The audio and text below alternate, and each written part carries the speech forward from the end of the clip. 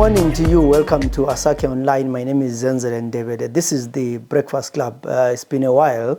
A lot has been happening, and we are in the full election gear. We have already started, Gulama campaigns on the ground. Everyone is talking about elections on social media, in communities. We know that the nomination court will be sitting on the 21st of June.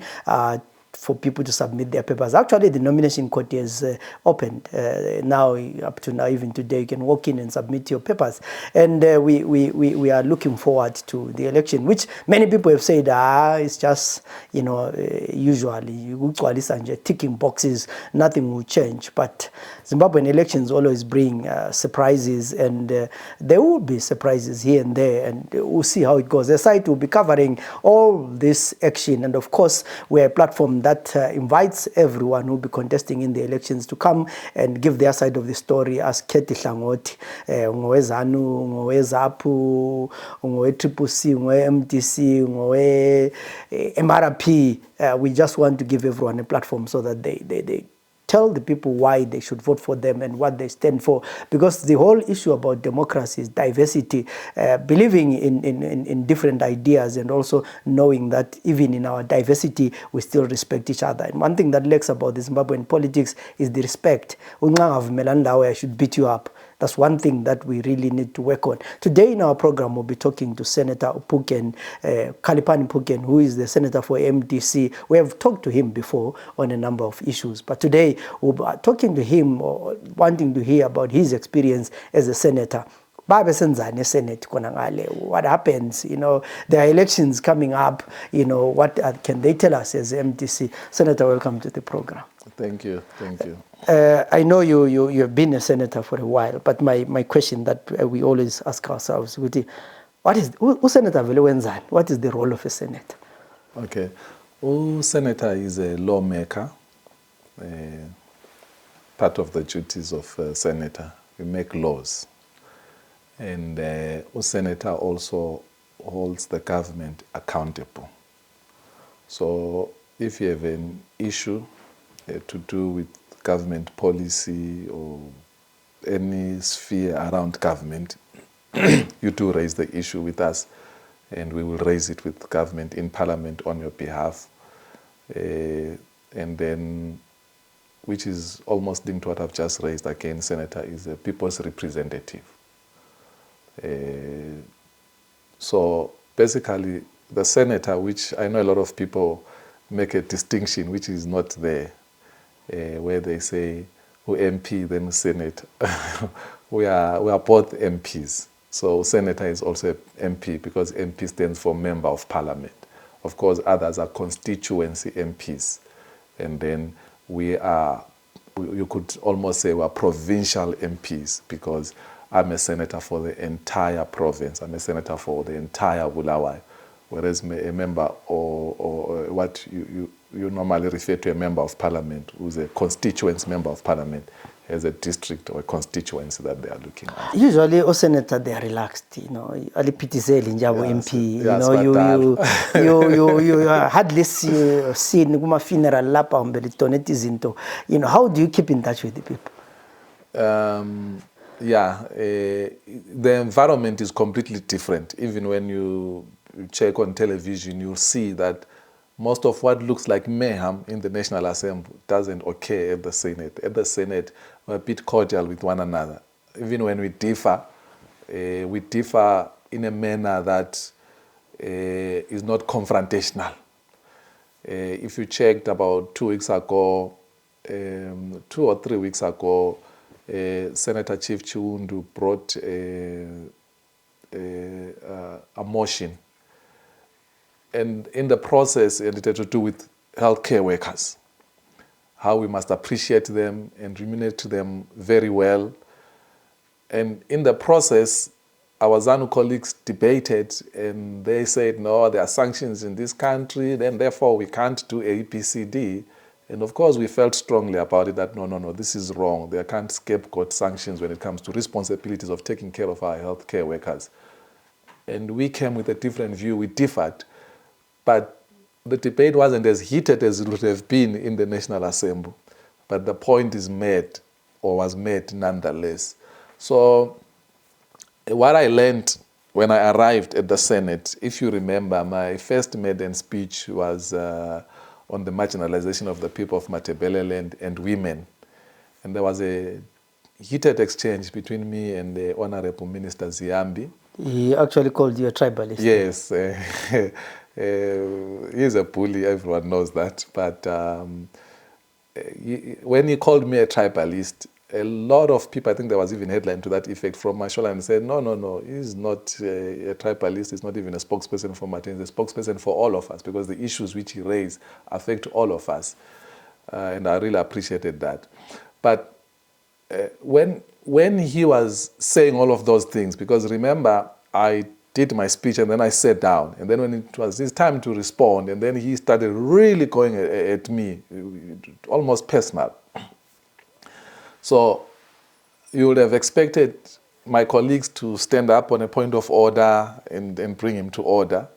No one did that. So when I realized that my message is being distorted, I then stood on a point of order, and then I challenged him that, no, you are distorting my message and all those things. So the presiding officer, the vice president of the Senate, said to me, young man, cool down, and what, and all those things. So I quickly learned that at the Senate, maybe it's because most of those people are very old.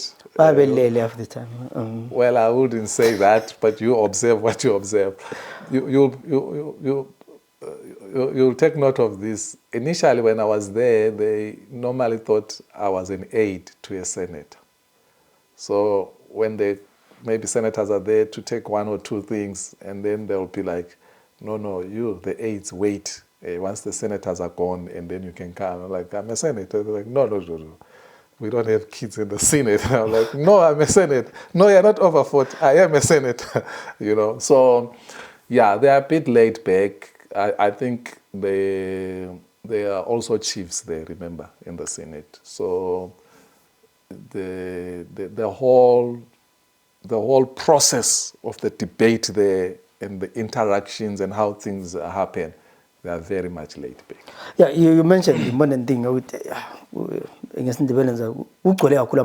Senate. Yeah. And so there was a whole example, which is not the point. But you are young there, you are dealing with these old people. And there are times when people actually say, but is the Senate necessary?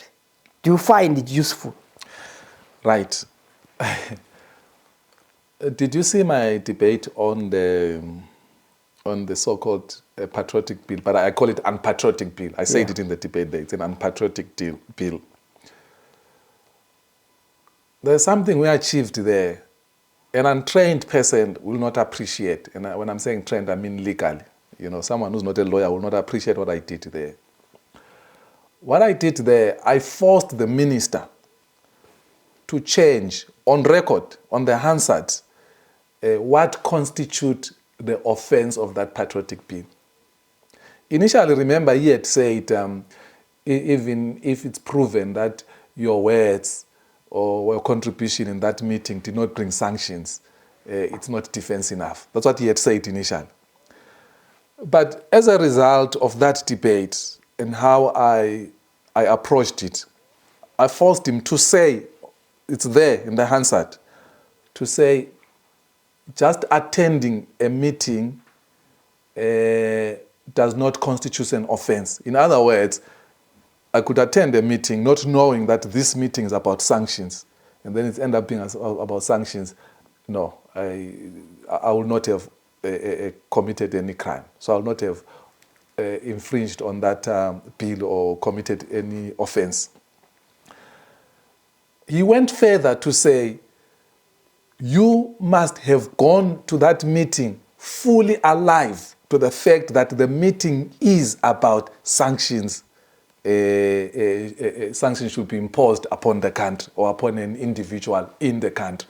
He says, and he went to, it's a British, it's mostly in Britain and maybe America and Canada, those that practice common law. So he spoke of mens rea.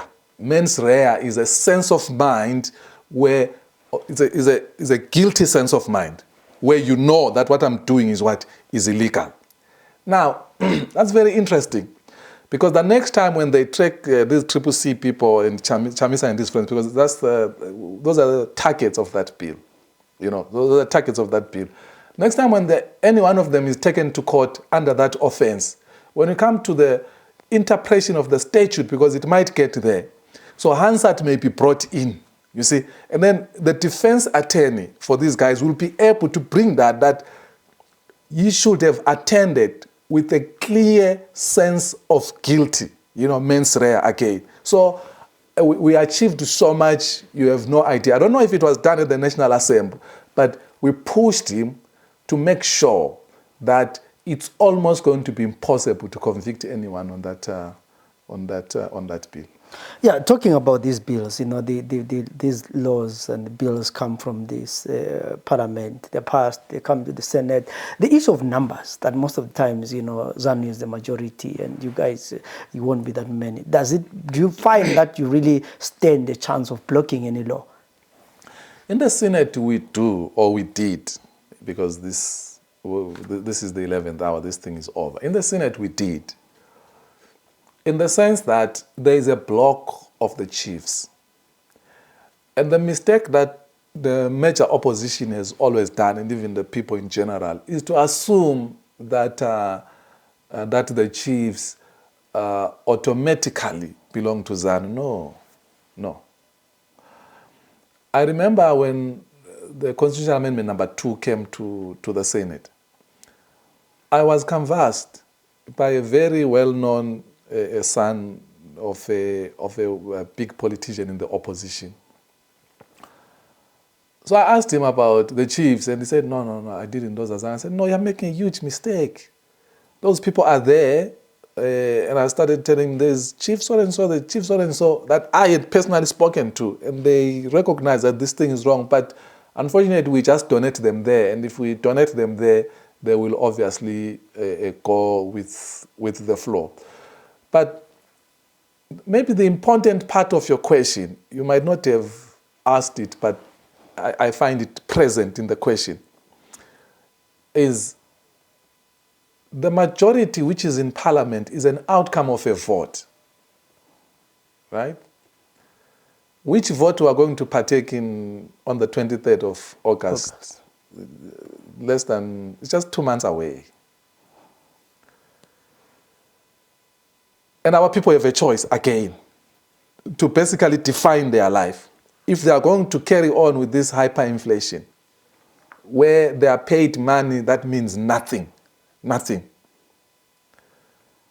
Because you get the government you voted for, and there are those who are saying we don't vote. Let me tell you good news, or let me give you a shocker. Those who do not vote are the ones who are voting the present government.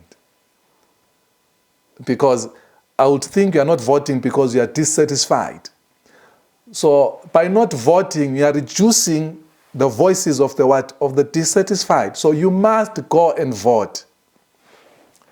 So why government is not functioning, it's because the majority of good people that are not satisfied are not voting. They are staying away, which means they are endorsing this hyperinflation. They are endorsing Honourable Professor Mthuli Ncube, perennial lies, continuously lying. And I'm using this word, advised lying, with no shame. Even goes on national TV, what is wrongega here in this country? Nothing. And as if tone deaf, now he wants to go to Country Park and say, I'll do the best, I'll represent you. I saw another professor tweeting from exile saying, Dr. Kupe must pull out because he's got a better chance to develop. Who's going to develop this country? The guy has been given a mandate to develop the country for the last 5 years. Are we developing? We're not developing, we're regressing. And I trust the people of Country Park that they are going to send an unequivocal message that Professor Ncube is going to be rejected for the fraud and the failure which he is. You know, you raise interesting issues, and you went into as a Senate. It's 5 years now. And what would you summarize your experiences in the Senate? Well, in my case, it's 3. Yeah. We had a disadvantage of COVID. So we lost 2 years. But whenever we could get an opportunity, because COVID made sure that we had limited people in the house, and we were trying as much as we could using our gadgets online. Recently, even after COVID, there's been a challenge with accommodation. So selected people could go to the house physically. And now, because of also power cuts, the network is extremely poor. We're not able to be always connected, and you can't contribute effectively if your network is not stable. By and large, I can say that the experience from a personal point of view has been rewarding and eye-opening. From a national service point of view, was to realize how much in the Senate, how united as a people we are, regardless of different constituencies and parties that we come from. An experience happened last year. It was pre-budget, I think in November or so. So I was going to go and get my dessert. And it was just about 2 or 3 meters, my table. And one of the senators from ZANU saw that, and she was like, no, my son, no. Bring that plate here, at least leave it here close to me so that I can monitor it. And I'm in the opposition. She's in ZANU PF. But she realizes that I'm doing a risk. How do I leave my food so far away, unattended? Bring it here. Someone can actually poison it. Yeah, so let me, and these are, I've already told you my experience with the chiefs, when we travel around and everything. And my wish, and I hope I'm going to get a chance to say this in the House this week, is to say, as we're going for this election, can we take that spirit to our people? Our people must not be fighting over us. We're getting along so well. And it's sad that our people fight over us. And others go as far as losing their lives. Others getting injured badly over us. But come and see, we get along so well. And we all mean well. And by the way, to the ruling party or the governing party, for our democracy to thrive, which is what I think you want, you need a very strong opposition, a very, very strong opposition. And the major oppositions as well, who get irritated every time when there's a minor opposition, then they start to say, no, you're a ZANU project. No, this is not a two-party state like it is in America and Britain. No, this is a multi-party democracy. And I think people have seen the folly of just having 2 major parties, especially the people here in Bulawayo. You have seen that because the council is almost always 100% the major opposition. You can see the decay. You can see the decay. But look at our neighbor here in South Africa. They put a multitude of parties there and they hold each other accountable. So the corruption which you see from a housing point of view, the corruption which you see from SUA and all those things is mitigated because it's going to be difficult for someone from another party to come to me and sit with me and say, let's do corruption here. That's not going to happen. You are going to sleep in a cell that very same night. So there are dividends, tangible dividends for the electorate when you vote for a multitude of parties, because then there is great competition there to deliver services to you. So, but the question was my experience in the Senate. It was a rewarding personal, and from a public service point of view, was to see how much of our people love this country and love the people. If you have time to go through our Hansard and see the debates there, you can see that there is consensus that we can do better for our people. This term is almost coming to an end. and there are elections, as we have said, nomination court on the 21st. Are you contesting in the next coming elections? Yes, I am, and I'm contesting in an interesting manner because I'm still contesting in the Senate. Of course, this time not here for Bulawayo. I've been deployed in Matabele North, which is where I was born, which is where my folks are.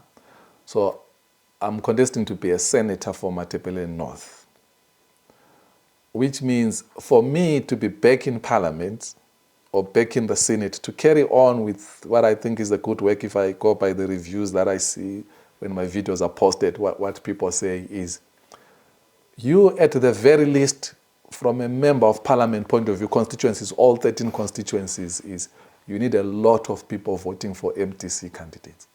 That's how I'm going to be in the Senate. If you don't do that, it's goodbye. Thank you, you know. So, yes, I'm contesting as a Senate, and I hope that our people in their numbers are going to vote for MDC members of Parliament. I hope that our people in their numbers who are not voting in Matabele North are going to phone their relatives, are going to phone their friends and tell them that if you are going to vote any other party, but when it comes to member of Parliament, vote MDC because Phugeni has to be back in the Senate. That is if I'm doing a good job for them. So, a lot of people have more like written off MDC, that probably this is the end of them. They're not going to win any seat. You are in it. You know, you gauge the mood. You've been, probably you guys have already on the ground. What's your take? Do you think this is the last of the MDC? Well, it's you who's asking questions here. It's not me. But if you would allow me to pose a question back to you. I am a senator. I'm a member of Parliament for this constituency, which is your constituency. Am I doing a good job? That is the question that the people will be responding on the 23rd of August. So yeah. That's the point that I'm bringing, is that I'm saying almost universally, you just have to go to that Open Pal video that came out last week. Almost universally, I did not find anyone who says no. Everyone says every time he stands up to speak, he makes sense and he fights for us. And even last time when we debated Constitutional Amendment number 2, right? We have a councillor in Wange, Councillor Moyo, is given Moyo. Since his election in 2018, he has dug 17 boreholes. 17. There in Wange. He has installed solar, I think, on over 20 of them. So there are others which he did not dig, but he's put solar there to make it easy for our people to access water. Now, I am not the only senator in that house from the MDC, that's number one, and even from other parties. So if you are going to dismiss MDC, it will be based on what? That its deployees are not delivering. I've just told you of Given. I can tell you of Senator Chief Ndlovu, the great work he's doing in Kai North, right? 2 Thursdays ago, the Minister of Transport was in the Senate. So he was asked questions, unprompted. He says, I bumped into Senator Phugeni outside there, and he asked me what is happening with that Nkai road, right? I'm from Bulawayo. I'm a senator for Bulawayo. I asked him about the Nkai road. He said it's there in the Hansard. Go and check 2 Thursdays ago. You will see. He says he asked me about the Nkai road, and he assured me that there are now contractors there. He is going to push it at least very soon up to Nyati. It's going to be tied right up to Nyati. It's there in the Hansard. I did not ask him in Parliament. I asked him privately, and he raised it there in Parliament, unprompted by anyone. What am I saying to you? I'm saying to you, we are delivering. If you were to do KPIs, I think you will be hard-pressed to find any other senator doing like we are doing. You'll be really hard-pressed to do that. So, if people don't want the good job which you are doing for them, for whatever reason, oh, well, it's their choice. It will get to a stage where it's their choice. Like I said to you, people deserve the leaders they have because they are the ones that vote for them. Now, if you want this country to be a country of consequences, basically, you want to be a republic of consequence, that when we vote for you, there ought to be consequences for our vote. Then you will vote MDC. Because we have consistently shown you that we can deliver. We have a record of delivering. We are currently delivering. So if you are writing us off, I think maybe the question is asked or is directed to the wrong person. The question must be directed to the people who are writing us off. Why are you writing them off? He belongs to the MDC. Are you happy with how he's doing in Parliament? Yes, I'm happy. So why is being MDC an issue? Okay, let me answer you this way. Because I know most of the times when that question comes, a lot of people say, no, go and join CCC, go join CCC. You see? Now, the CCC had a process which they say the citizens are going to nominate their candidates, right? That process came and left. I wasn't nominated. I was not nominated. So, you want me to leave people who have nominated me to represent them and go and join somewhere where I'm just going to go and sit and gather dust and not be able to fight for people like I'm currently doing. To me, it doesn't make sense. You know, elections are a costly business in terms of, emotion, the fights, but also, the financial and campaigning in areas large as Mat North where there are bad roads. How easy is it? It's not easy. And thank you for that question. That's a great, great question. It speaks to the sacrifice.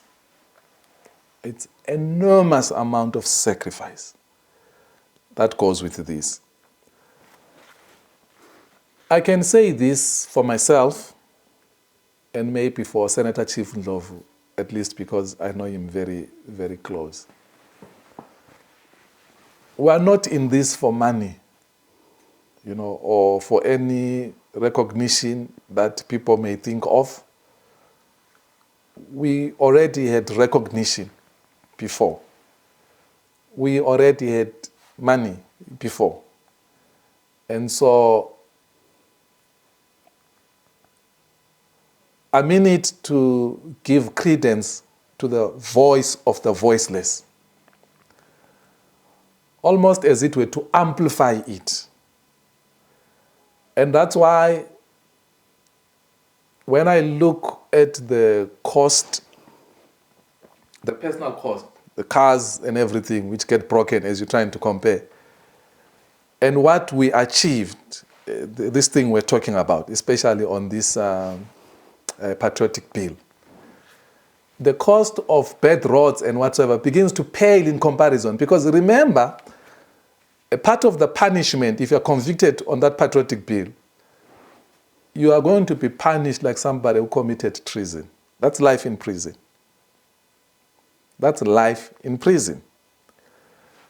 And so I'm very happy that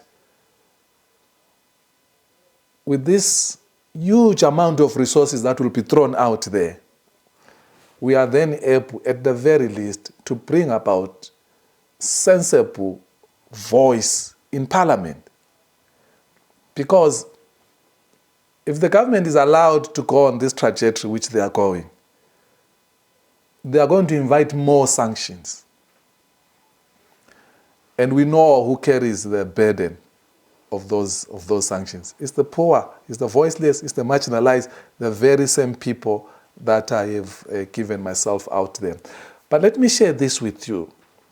Not fully, I'm just going to because I'm not authorized. The parties in Ndebele land have not been fair to our people. They have not acted united. They have always acted in a very fragmented way.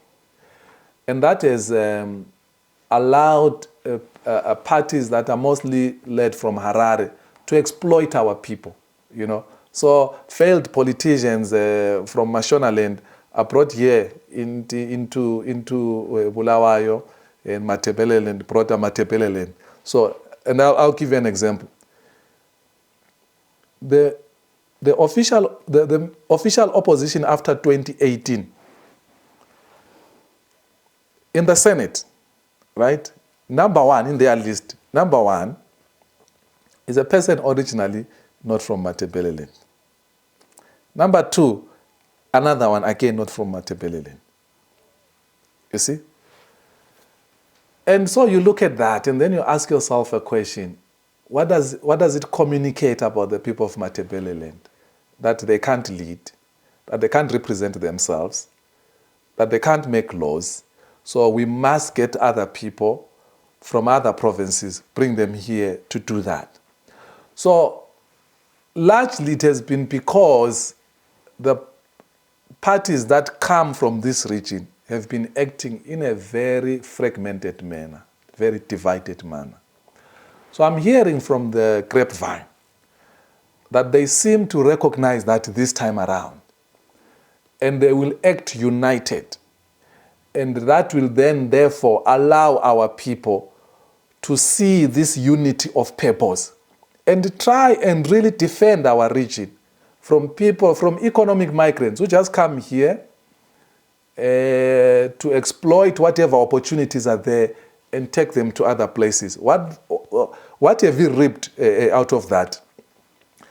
We now have nurses and doctors who come from other regions, who can't speak the local language. I was told this by a doctor, that the colleagues, an old woman will come, maybe Deep Cholocho or Plamto or whatever, and say, Mtanami, lana kubuhlungu, watini. And then the doctor say, ambuya awa, ndawauza kuti ndizwi Ndebele yo ngicela, bagare ikoko. Now, those are decisions which you have made at the ballot box, which have denied our people vital health care. The most vulnerable of our people is the decisions that are made at the ballot box. We have our kids, early education, you know, not even primary school, I'm talking creche level, grade 0, being taught by people who can't speak Ndebele or Kalanga or Tonga or Sisutu or Tswana or Xhosa. You don't understand what that does. The early stages of a child are the formative years that will allow that child later the ability to reason, the ability to argue and all those things. And our kids are destroyed at that level, right?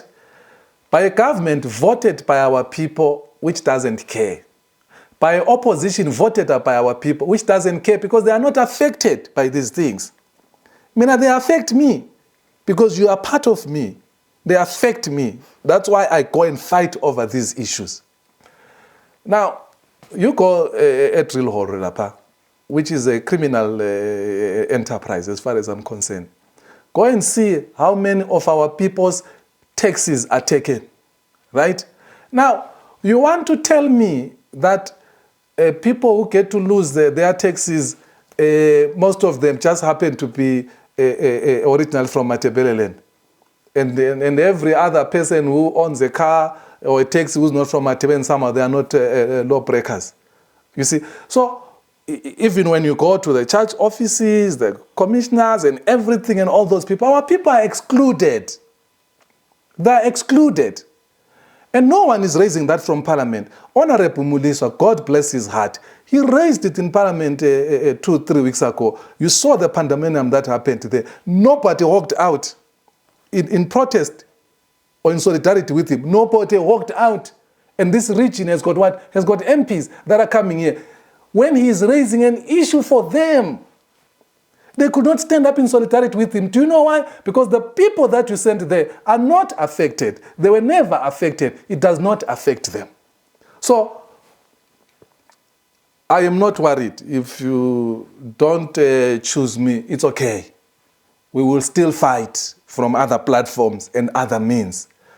But I'm happy that it will seem as if the parties originally from this region are going to act united, are going to act as one, and are going to give our people a vehicle that they can use to start to liberate themselves.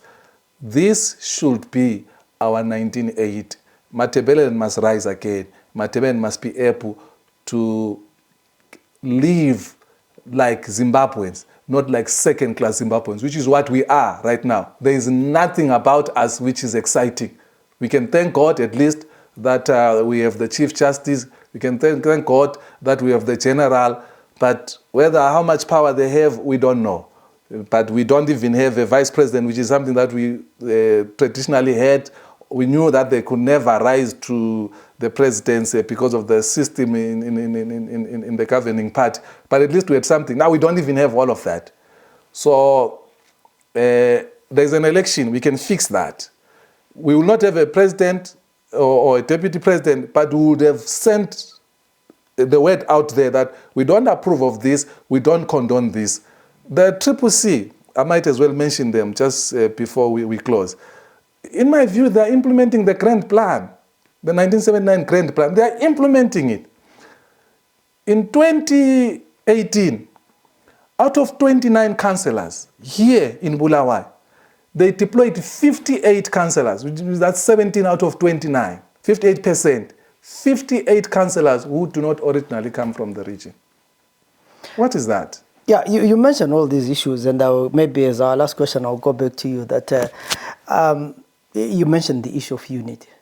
What makes it so difficult for the people of Ndebele or for the region to work together? I don't find the reason why Undlovulo Ncube will contest each other in a primary election of a party if they strongly feel that they need local representation. It's because they've been done what we call divide and rule. That's what they've been done. There is a strong man in Harare who just backs orders, has no clue of our traditions and many things, right? Really doesn't care. So these guys are fighting for a bread to eat. They're just fighting for their children. They are not fighting for you. You see, they are not fighting for that position to go and fight for you. Now, I don't know if you know Minister Ziambi. He's not an easy nut to crack. He's intimidating because he's very aggressive. Now, and not only him, by the way, I mean, I think any minister, by virtue of being a minister, to challenge that person, you'll have to be convicted and you'll have to be a strong character and personality. You are deploying these people to go and represent you in parliament and go against these ministers when they can't even go against their party leaders or party colleagues. They're a joke. They're a joke. That's why Honourable Themba Mlisa was kicked out of parliament fighting for you, and none of your MPs stood up to defend him.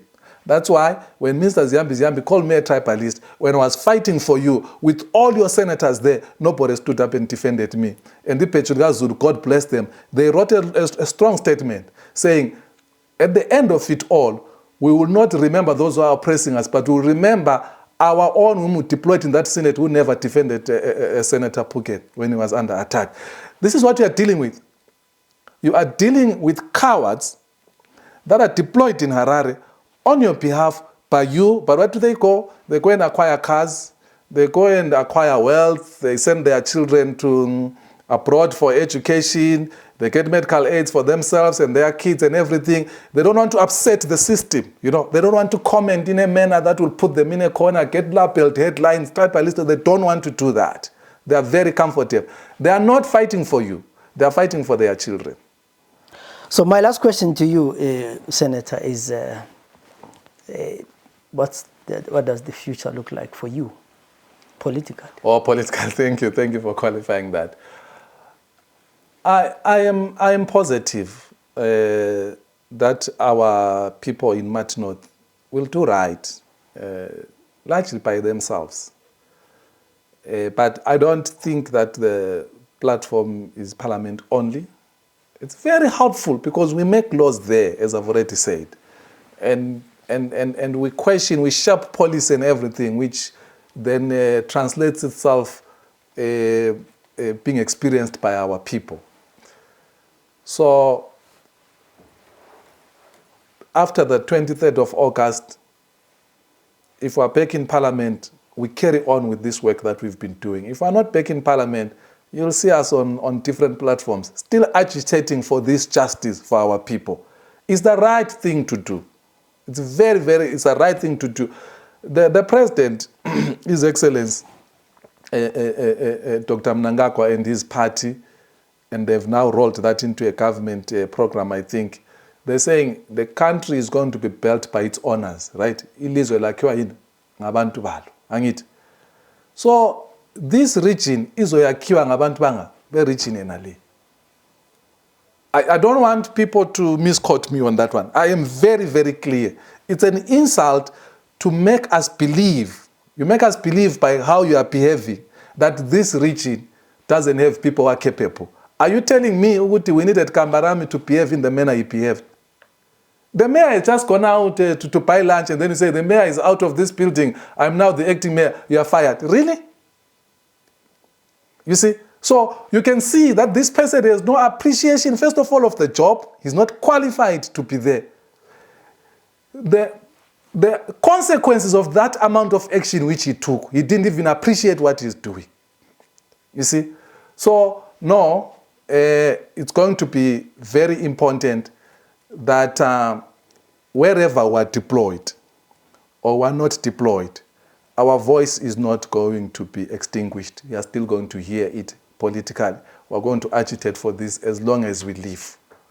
And I hope that God is going to allow us to live, and we'll keep sounding. Who knows, maybe people's consciences will be awakened. But I'm heartened by this decision I'm hearing in the grapevine that the Matabeleland parties, especially the majority of them, are going to act united and are going to act as one. Now it will be up to you, the voters. If you wake up in the morning again and go and submit yourself to Harare, we can't help you. On that note, we are talking to a politician. So Phugeni angakhulumela ngalonke. You know, that was Senator Khaliphani Phugeni, is the MDC senator for Bulawayo, and we were discussing his experiences, the elections, and many other issues that affect Zimbabwe and Matabeleland. And you heard it, he will be out campaigning in Mat North, and sizabe silandela khonapho sibona ukuthi what does the 24th of August after the elections bring. And of course, we want to wish him good luck.